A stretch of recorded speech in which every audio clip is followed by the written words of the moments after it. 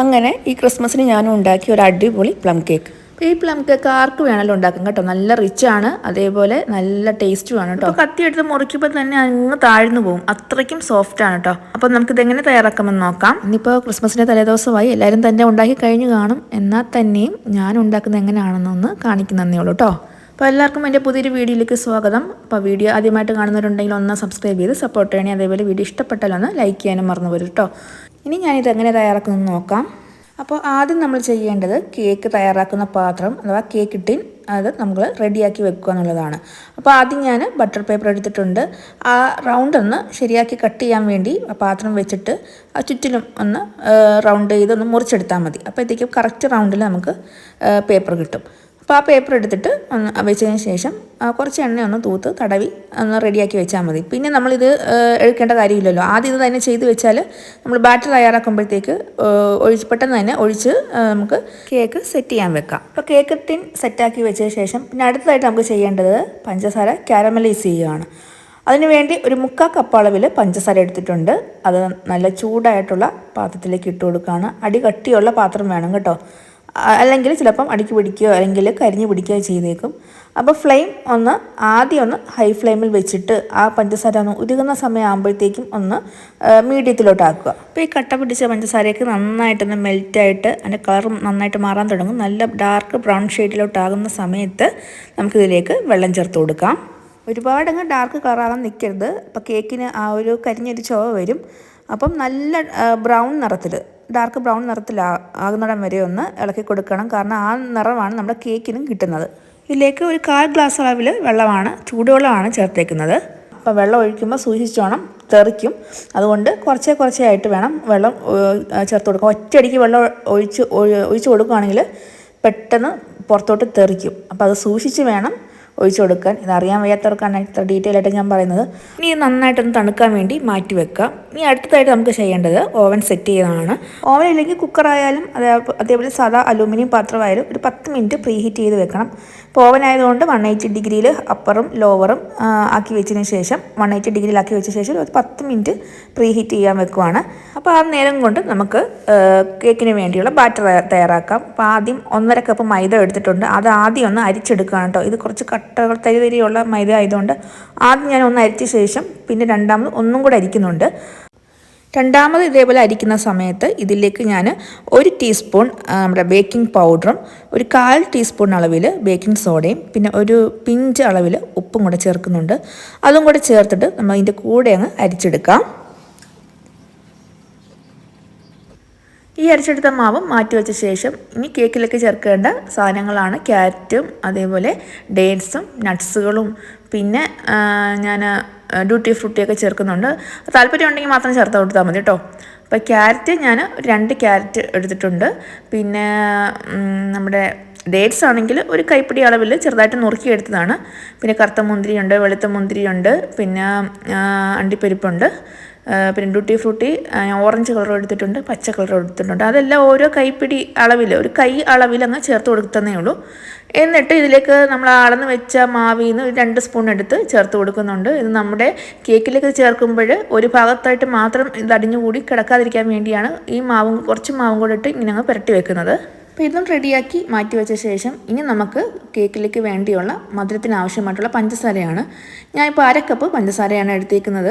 അപ്പം ഇത് നോർമൽ ലെവലിൽ ഉള്ള മധുരം കേട്ടോ. ഇത് നല്ല മധുരം വേണമെന്നുണ്ടെങ്കിൽ ഒരു 3/4 കപ്പ് അളവിൽ പഞ്ചസാര ചേർത്ത് കൊടുക്കാം. ഈ പഞ്ചസാരയിലേക്ക് 2 കഷ്ണം കറുവാപ്പട്ട, 3 ഗ്രാമ്പു, 2 ഏലക്ക തോട് കളഞ്ഞത് ഇട്ട് കൊടുത്തിട്ടുണ്ട്. ഇത് നന്നായിട്ടൊന്ന് പൊടിച്ച് വെക്കാം. ഇനി മുട്ട എടുക്കാം. അപ്പം മുട്ട എടുക്കുമ്പോൾ ഫ്രിഡ്ജിൽ വെച്ചാണെങ്കിൽ നോർമൽ ടെമ്പറേച്ചറിലാക്കിയ ശേഷം മാത്രമേ മുട്ട എടുക്കാവുള്ളൂ. അതേപോലെ പാത്രങ്ങളൊക്കെ ആണെങ്കിൽ നല്ല ഡ്രൈ ആക്കി വെച്ച ശേഷം മാത്രമേ പാത്രങ്ങളൊക്കെ എടുക്കാവുള്ളൂ. അപ്പോൾ 3 മുട്ടയും പൊട്ടിച്ചൊഴിച്ച ശേഷം നന്നായിട്ടൊന്ന് ബീറ്റ് ചെയ്തെടുക്കാം. അപ്പം ബീറ്റർ ഉള്ളതുകൊണ്ട് ഞാൻ ബീറ്റ് ചെയ്തെടുക്കുന്നു. ഇല്ലെങ്കിൽ നല്ല വിസ്ക് കൊണ്ട് നന്നായിട്ടൊന്ന് അടിച്ച് പതപ്പിച്ചെടുത്താൽ മതി. ഇനി ഇതിലേക്ക് നമുക്ക് ആ പൊടിച്ച് വെച്ച പഞ്ചസാരയും കൂടെ ചേർത്ത് നന്നായിട്ടൊന്ന് ബീറ്റ് ചെയ്തെടുക്കാം. അപ്പോൾ ബീറ്റർ ഉപയോഗിക്കുന്നതിന് മുമ്പ് ഞാൻ സ്പൂൺ കൊണ്ട് നന്നായിട്ടൊന്ന് മിക്സ് ആക്കിയതിന് ശേഷം മാത്രമാണ് ബീറ്റർ ഉപയോഗിക്കുന്നത്. അല്ലെങ്കിൽ ഈ പഞ്ചസാരപ്പൊടി തെറിച്ച് അവിടെ ഇവിടെ എല്ലാം വീഴും. അപ്പം ഞാൻ എടുത്ത പാത്രം കുറച്ച് ചെറുതായിപ്പോയി. അതുകൊണ്ടാണ് ആദ്യം ഒന്ന് സ്പൂൺ കൊണ്ട് ഇളക്കിയ ശേഷം മാത്രം ഈ ബീറ്റർ കൊണ്ടൊന്ന് അടിച്ചെടുക്കുന്നത്.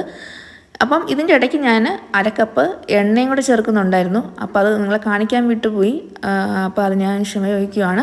അരക്കപ്പ് സൺഫ്ലവർ ഓയിലും കൂടെ ചേർത്ത ശേഷമാണ് ഞാൻ ഈ മാവ് ഇട്ട് കൊടുക്കുന്നത് കേട്ടോ. ആ സൺഫ്ലവർ ഓയിൽ ഒഴിച്ച് കൊടുത്ത് നന്നായിട്ടൊന്ന് ഒന്നുകൂടെ നടിച്ച ശേഷമാണ് ഞാൻ ഈ മാവ് ഇട്ട് കൊടുക്കുന്നത്. മാവ് 2 ഭാഗമായിട്ട് ഇട്ട് കൊടുക്കുന്നതാണ്. ഒന്നിച്ചല്ല 2 അല്ലെങ്കിൽ 3 ഭാഗമായിട്ട് വേണമെങ്കിൽ ഇട്ട് കൊടുക്കാം. എന്നാലേ നന്നായിട്ടത് മിക്സായി കിട്ടത്തുള്ളൂ. അപ്പോൾ മാവിട്ട് കൊടുത്തിട്ട് പിന്നെ നമ്മൾ ബീറ്റർ ഉപയോഗിക്കേണ്ട കാര്യമില്ല. സ്പൂൺ കൊണ്ട് നന്നായിട്ട് ഇങ്ങനെ മിക്സാക്കി കൊടുത്താൽ മതി. ഈ മാവെല്ലാം ചേർത്ത് ഒന്ന് കുഴച്ച് കഴിയുമ്പം നമ്മുടെ ബാറ്റർ നല്ല കട്ടിയാകും കേട്ടോ. നന്നായിട്ട് കട്ടിയായിട്ടിരിക്കും. പക്ഷേ ഇതിലേക്ക് അഡീഷണൽ വെള്ളമോ പാലോ ഒന്നും ചേർക്കേണ്ട ആവശ്യമില്ല. നമ്മൾ പിന്നെ ചേർത്ത് കൊടുക്കേണ്ടത് ഈ പഞ്ചസാര ലായനിയാണ്. ഉരുക്കി വെച്ച പഞ്ചസാര ലായനി. ഇത് നന്നായിട്ട് തണുത്ത ശേഷം മാത്രമേ ചേർത്ത് കൊടുക്കാവുള്ളൂ കേട്ടോ. അപ്പോൾ ഇതും കൂടി ചേർത്ത് നന്നായിട്ടൊന്ന് മിക്സാക്കി വെക്കാം. അപ്പോൾ ഇത് എളുപ്പമൊന്ന് മിക്സ് ആകാൻ വേണ്ടി ഞാൻ ആ ബീറ്റർ ഉപയോഗിച്ച് ജസ്റ്റ് ഒന്ന് മിക്സാക്കി എടുക്കുന്നുണ്ട്. ഒരുപാട് നേരമല്ല, കുറച്ച് നേരം ഒന്ന് കറക്കി എടുക്കുന്നുണ്ട്. അപ്പോൾ ബീറ്റർ കയ്യിലില്ല എന്നുണ്ടെങ്കിൽ സ്പൂൺ വെച്ച് പതുക്കെ ഒന്ന് മിക്സാക്കി എടുത്ത് വെച്ചാൽ മതി. കുറച്ച് സമയം പിടിക്കുന്നേ ഉള്ളൂ. ഒരു 4-5 മിനിറ്റ് നേരം ഒന്ന് നന്നായിട്ടൊന്ന് ഇളക്കി യോജിപ്പിച്ചെടുത്താൽ മതി കേട്ടോ. എല്ലാം യോജിപ്പിച്ചെടുത്ത ശേഷം ഇതിലേക്ക് നമുക്ക് എടുത്ത് വെച്ച നട്ട്സും ക്യാരറ്റും ഡേറ്റ്സും എല്ലാം ചേർത്ത് കൊടുക്കുക കേട്ടോ. നന്നായി ആദ്യം ഒന്ന് കുറച്ച്, മൊത്തമല്ല, അതിൻ്റെ പകുതി ആദ്യം ഒന്ന് ചേർത്ത് കൊടുത്ത ശേഷം നന്നായിട്ടൊന്ന് മിക്സ് ആക്കാം. അപ്പോൾ ഇത് നന്നായിട്ടൊന്ന് ഇളക്കി യോജിപ്പിച്ച ശേഷം ബാക്കിയുള്ളതും കൂടെ ചേർത്ത് കൊടുക്കാം. അപ്പോൾ ഒരു കാര്യം പറയാൻ വിട്ടുപോയി, ഇതിലേക്ക് ഞാൻ വാനില എസൻസ് ചേർക്കുന്നേ ഇല്ല. നമ്മൾ ആ ഗരം മസാലയുടെ ആ കറുവാപ്പട്ടയും ഗ്രാമ്പൂ ഏലക്കയൊക്കെ ചേർക്കുന്നതുകൊണ്ട് ഗരം മസാലയുടെ നമ്മുടെ വാനില എസൻസിൻ്റെ ഒരാവശ്യമില്ല. വേണമെന്നുണ്ടെങ്കിൽ മാത്രം ചേർത്ത് കൊടുത്താൽ മതി കേട്ടോ. അപ്പോൾ എനിക്ക് അതിൻ്റെ സ്മെല്ല് അത്ര ഇഷ്ടമല്ലാത്തതുകൊണ്ട് നമ്മൾ വാങ്ങിക്കുമ്പം കടയിൽ നിന്നൊക്കെ വാങ്ങിക്കുമ്പം വാനില കേക്കൊക്കെ കഴിക്കും. പക്ഷെ നമ്മൾ വീട്ടിലുണ്ടാക്കുമ്പോൾ അതിൻ്റെ ഒരു സ്മെല്ല് വീട്ടിനകത്ത് നിൽക്കും. അത് എനിക്ക് ശരിക്കും ഇറിറ്റേറ്റഡാണ് ആ ഒരു സ്മെല്ല്. അതുകൊണ്ട് ഞാനത് വാനില എസൻസ് ചേർത്തില്ല എന്നേ ഉള്ളൂ. നിങ്ങൾക്ക് വേണമെങ്കിൽ ചേർത്ത് കൊടുക്കുക കേട്ടോ. അപ്പം ഞാൻ എൻ്റെ ബാറ്റിൻ്റെ പകുതി ഭാഗം മാത്രമേ കേക്ക് ടിന്നിലോട്ട് ഒഴിച്ച് കൊടുത്തിട്ടുള്ളൂ. ബാക്കി പകുതി മറ്റൊരു കേക്ക് ടിന്നിലേക്ക് മാറ്റുവാണ്. അപ്പം ബാറ്റർ ഒഴിച്ച് കൊടുത്ത ശേഷം നന്നായിട്ടൊന്ന് ടാപ്പ് ചെയ്യണം. എയർ ബബിൾസ് എല്ലാം വെളിയിൽ കളയണം, അല്ലെങ്കിൽ കേക്ക് ഒരേപോലെ വെന്ത് കിട്ടത്തില്ല കേട്ടോ. അപ്പം ഇതൊന്ന് ഡെക്കറേറ്റ് ചെയ്യാൻ വേണ്ടി കുറച്ച് അണ്ടിപ്പരിപ്പും കുറച്ച് കറുത്ത മുന്തിരിയും എല്ലാം ഇട്ട് കൊടുത്തേക്കുവാണ്. എന്നിട്ട് ഇനി നമുക്ക് ഓവനിലേക്ക് വെച്ച് കൊടുക്കാം. അപ്പോൾ ഓവനിലേക്ക് വെച്ച് കൊടുത്തിട്ട് നമ്മൾ 180 എന്നുള്ളത് 160 ആക്കിയതിന് ശേഷം ഒരു 50 മിനിറ്റ് ഹീറ്റ് ചെയ്യാൻ വേണ്ടി റെഡിയാക്കി വെക്കാം. അപ്പോൾ മിക്കവാറും ഒരു 3/4 മണിക്കൂർ അല്ലെങ്കിൽ ഒരു 50-55 മിനിറ്റോളം വേണം നമുക്ക് ഈ കേക്ക് റെഡിയാക്കി കിട്ടാൻ വേണ്ടി. കാരണം കുറച്ച് കട്ടിയല്ലേ, മാവ് കുറച്ച് കുറുകിയ പരുവത്തിലല്ലേ ഇരിക്കുന്നത്. അതുകൊണ്ട് വെന്ത് കിട്ടാൻ കുറഞ്ഞൊരു 50 മിനിറ്റെങ്കിലും എടുക്കും കേട്ടോ. ഞാനിപ്പോൾ ഒരു 50 മിനിറ്റാണ് വെച്ചിരുന്നത്. അപ്പോൾ കേക്ക് ഇവിടെ റെഡിയായി കിട്ടിയിട്ടുണ്ട്.